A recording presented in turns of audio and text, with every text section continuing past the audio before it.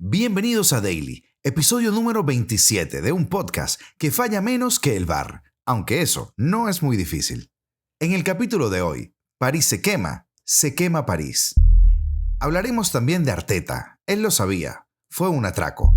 El City preocupado por Haaland y Peter Lim recibe a Corona y a Solís para solucionar lo del entrenador del Valencia. Comenzamos. El PSG está viviendo un momento realmente difícil. La bochornosa derrota de este sábado contra el Mónaco, 3-1, ha vuelto a encender las alarmas en un equipo que parecía que ya había aprendido la lección del Bernabéu hace un año. El martes comienza una eliminatoria de Champions, vuelve en las noches mágicas y será contra el Bayern, y las sensaciones no auguran un buen desenlace. El vestuario crispado, tampoco atraviesa su mejor momento. Se dan portando todos los ingredientes para que este proyecto, que nació para ser el rey de Europa, vuelva a convertirse en un castillo de naipes cuya temporada se termina en marzo. El rendimiento actual contrasta claramente con el que el conjunto parisino manifestó a principios de la temporada. El PSG era un equipo vivo, enérgico, letal. Ahora es todo lo contrario. Cierto es que ante el Mónaco no estuvieron Mbappé, Messi o Verratti, pero la imagen del líder de la Ligue 1 fue una catástrofe. Concedió 3 goles, pudieron ser muchos más por cierto, y su rival, como el Marsella en Copa, le barrió durante 90 minutos. A ello hay que añadirle que se produjeron una serie de acontecimientos extradeportivos que no hacen más que caldear el ambiente a 2 días, o bueno, ya en el momento en que sale el podcast, a día y medio, de enfrentarse al Bayern. Una de las imágenes de la derrota contra el Mónaco la protagonizó Luis Campos, el consejero deportivo muy criticado por su inoperante mercado invernal, entró en el vestuario gritando después del 3-1 de Ben Yedder. Según Amazon Prime, señaló a varios jugadores y una vez finalizado el encuentro, reprochó a la plantilla la falta de agresividad. Esos gritos del portugués no gustaron a Neymar ni a Marquinhos, que según la equipe protagonizaron una discusión airada que trascendió durante varios minutos. El trabajo de Campos está siendo muy criticado en Francia. El mercado invernal del PSG fue prácticamente inexistente, a tal punto de que el exdirector deportivo del Mónaco fue a la desesperada a por varios durante el último día de mercado. Ziyech, con el que ya había acuerdo, finalmente no fichó porque el Chelsea envió hasta 3 veces mal los documentos del acuerdo. A propósito, por cierto, eso ya lo hablamos en una de las ediciones del podcast. Skriniar fue otro objetivo de Campos, pero el Inter pedía 20 millones y el luso no ofreció ni 10. Otra de las imágenes también de la debacle en Mónaco fue la discusión entre Marquinhos y Donnarumma. El defensa brasileño y capitán del PSG le pidió al italiano que no fuera a saludar a los ultras desplazados al Principado este sábado. El portero hizo caso omiso a su compañero y acabó acercándose al fondo de los aficionados, que le respondieron con una sonora ovación. Los hinchas del PSG, además, le recriminaron a sus jugadores la falta de compromisos y les cantaron que sudaran la camiseta. Fue tal el nivel de convulsión con los aficionados del PSG que Kimpembe tuvo que salir, una vez finalizado el partido contra el Mónaco, a pedir perdón a los ultras. Con un micrófono en la mano, el central reapareció este sábado después de varios meses lesionados y pidió unidad a los hinchas. Esto me recuerda a Monchi, válgame Dios. Abro comillas. Los necesitamos el martes en el Parque de los Príncipes. Tenemos que estar unidos si queremos sacar esto adelante. Habrá que movilizarse dentro del vestuario, dijo mientras se producían imágenes de mucha tensión en las gradas del Luis II. Aunque su inicio de temporada fue brillante, el efecto Galtier se ha ido desvaneciendo por completo en París. El técnico del PSG comienza a recibir críticas en Francia, al que le achacan su falta de alternativas tácticas y el poco carácter que imprime a sus jugadores. Caracterizado por ser un maestro defensivo, avalado por su gran trabajo tanto en el Niza como en el Lille, su futuro podría estar en juego en la eliminatoria de Champions. Si el PSG no se clasifica a los cuartos, no se puede descartar un escenario en el que Galtier sea destituido y al que la IFI pues busque un entrenador, ya que la decisión de ficharle fue única y exclusivamente de Luis Campos y no del presidente de la institución francesa. Como ante el Lens el 1 de enero derrota 3-1, Hugo Ekitike volvió a ser el eje de las tensiones internas en una derrota del PSG. Según informó también L'Équipe, el joven delantero tuvo un encontronazo con Neymar después de consumarse el bochorno parisino.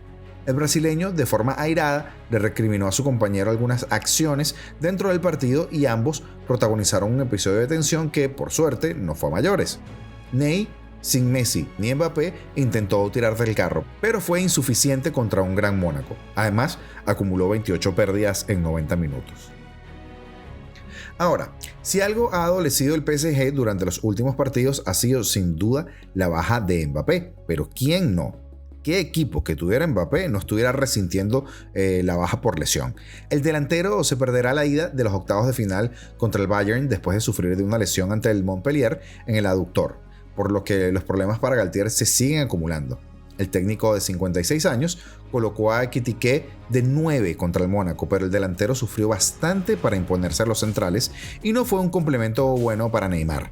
Aunque Messi tiró del carro ante el Montpellier 1-3 y el Toulouse 2-1, el argentino físicamente mermado no pudo con el Marsella en los octavos de la Copa de Francia. Mbappé, que según Galtier tiene para 3 semanas de baja, ya lleva 2 cumplidas. Publicó una historia en Instagram después de lo acontecido en Mónaco y colocó: "Sigamos fuertes y unidos", rezaba la publicación del delantero de Bondy.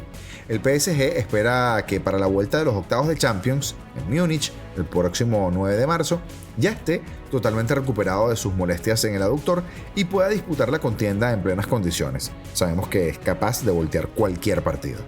Por increíble que parezca, el PSG ya ha sumado en apenas mes y medio de 2023 las mismas derrotas que en todo el año pasado.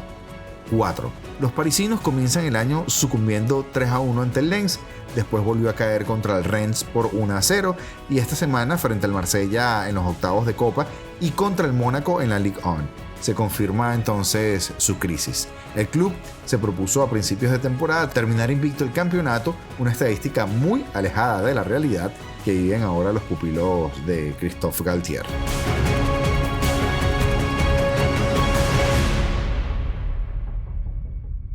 Y pasamos ahora a la Superliga, a la Premier League, porque Arteta lo sabía. Fue un atraco.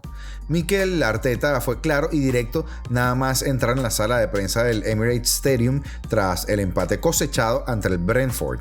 Sí, acabo de mirar y es fuera de juego. Sí.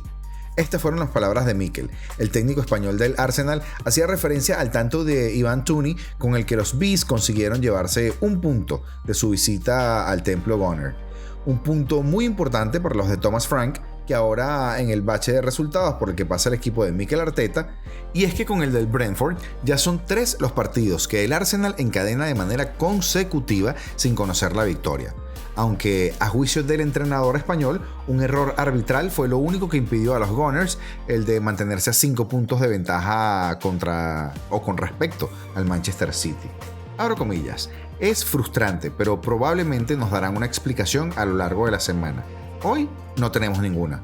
Hay que aplicar ciertos criterios y principios a la hora de defender, pero eso depende de que se sigan las reglas. Cierro las comillas.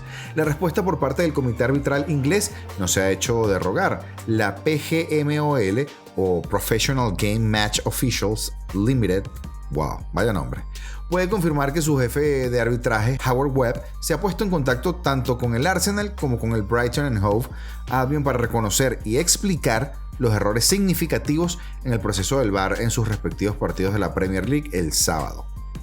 Ha explicado a través de un comunicado todo esto del comité.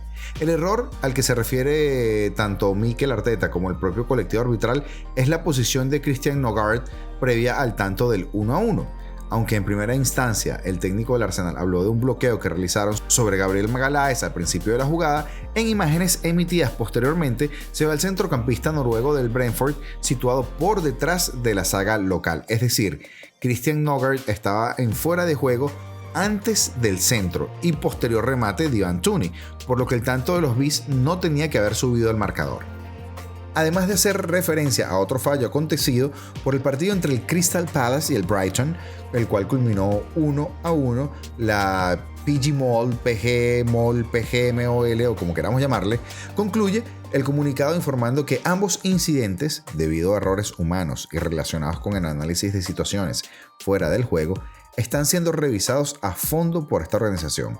Un error el de trazar mal la línea desde la sala BOR, que le puede costar muy caro al Arsenal, mientras que la jornada pasada fue el Tottenham quien echó una mano a los Gunners, venciendo al Manchester City cuando previamente el Arsenal había caído derrotado en su visita al Goodison Park. Esta vez los de Mikel Arteta tendrán que aliarse con el Aston Villa de Unai Emery para que sean los rivales del cuadro Citizen le vuelvan a salvar la papeleta. Eso sí, el equipo de Pep Guardiola entonces tendrá la oportunidad y de oro de dejar en 2 puntos la ventaja de los londinenses en la carrera por el título liguero, como reconoció Mikel Arteta tras el último pinchazo en la Premier League. Que ocurriera lo que ocurrió es frustrante. Y seguimos con una pequeña nota acá en la liga inglesa, porque el City está muy preocupado por Haaland. La victoria 3-1 del Manchester City sobre el Aston Villa, que le colocó a 3 puntos de liderato del Arsenal, con un partido más pudo tener un alto precio. Erling Haaland fue sustituido en el descanso del partido después de ser atendido en la parte posterior del muslo derecho por los servicios médicos. A 3 días de visitar el Emirates en un partido clave por el primer puesto de la Premier, si ganan, serán líderes por mejor diferencia de goles que el Arsenal. Las sensaciones respecto a Haaland no son las mejores, y más tras lo que comentó Pep Guardiola después del encuentro. Erling tuvo un golpe y estaba incómodo. Con 3-0 en el descanso, hablé con los médicos y no quisimos correr riesgos. Con un marcador más que ajustado, tal vez no lo habría quitado. Creo que no está lesionado, pero eso lo veremos el lunes. Ojalá pueda estar el miércoles, pero si no está listo o es un riesgo, jugará otro, apuntó Pep en Sky Sports. A 10 días de la Champions. Con el Arsenal a 3 días y la ida de la eliminatoria de octavos de la Champions ante el RB Leipzig a 10, la preocupación ha aumentado en el City. Esperemos que no esté muy lesionado porque le necesitamos, dijo Gundogan, autor del 2-0 al Villa a pase del noruego. Sus 31 goles en 29 partidos con los Citizens entre todos los torneos y los 25 en 21 de la Premier han sido fundamentales hasta ahora. Si no está Haaland, el City se resiente. Y con una nota de la Liga Española ya para finalizar, ya en puestos de descenso, Peter Lim recibe a Corona y a Solís para solucionar lo del entrenador del Valencia. Miguel Corona, director técnico del Valencia, y Javier Solís, director corporativo, viajaron en la tarde del domingo a Singapur para reunirse con el principal accionista, Peter Lim, para que decida el futuro del entrenador del equipo. Este viaje está programado desde antes de la derrota del equipo frente al Athletic en Mestalla, que ha dejado al conjunto blanquinegro hundido en los puestos de descenso y muy tocado anímicamente. El análisis del responsable de la parcela deportiva apunta a la necesidad de un cambio en el banquillo para tratar de alterar también la dinámica negativa con la que se está sumido en la plantilla. No han variado ni un milímetro las posiciones con respecto a este viernes. Baraja tiene a su favor que aceptaría 6 meses de contrato y Vicente Moreno su experiencia y el hecho de estar en activo en este momento. Aunque su condición es por esta temporada y 2 más, la clave en Vicente Moreno va a estar en las facilidades para que rompa su contrato con el Al-Shabaab para incorporarse de manera inmediata en Mestalla. La opción Nuno, es el favorito de Lim, no parece viable en este momento, por lo que la penalización que hay que pagar al Al-Ittihad para liberar al portugués de su contrato, pues estaría pendiente. El Valencia es el peor equipo de la liga desde que volvió a la competición. Tras el Mundial, 1 punto en 7 partidos lo han sumido en una crisis desconocida de hace 22 años y con 20 puntos en 21 partidos. Aparece en el puesto número 18 de la clasificación con 1 de ventaja sobre el Getafe y que por cierto será el rival el próximo lunes 20 en el Coliseum. Y es que no ha habido la reacción que se esperaba con Boro. La renuncia de Gattuso sorprendió a la presidenta Lyon y a Contrapié, que tuvo que decir sobre la marcha y con quien opinión de Corona sobre su relevo en el banquillo. La ejecutiva singapurense no quería que el club anunciara la salida de Gattuso sin poner el nombre de un sustituto en el mismo comunicado. De hecho, la idea inicial era darle hasta final de la campaña y no como técnico interino, pero con Boro el Valencia ha perdido 3 partidos, algo que no había sucedido en las 7 ocasiones anteriores en las que dirigió 3 o más encuentros. No hay reproche a la labor de Boro, al contrario, sino la necesidad de darle la vuelta a la situación en la que está sumida el equipo. Es más, la decisión de relevarle depende de Peter Lim y nadie en el club aseguró que vaya a hacer caso a la opinión de los 2 ejecutivos que han viajado. Y hasta aquí el episodio de hoy, como siempre esperando que haya sido de tu agrado, un pequeño repaso por lo más interesante que nos deja el fin de semana. Además, con previas a la UEFA Champions League, que regresa en día y medio y se vienen las noches mágicas de nuevo. Te recordamos que estamos en TikTok, Facebook, YouTube e Instagram, y que adicionalmente puedes conseguirnos en todas las plataformas de podcast como lo son Spotify, Apple Music, Amazon Music o Google Podcast, y allí estarás al tanto de todo lo que estamos creando para ti, que eres un fanático del fútbol igual que nosotros. Ya será hasta mañana.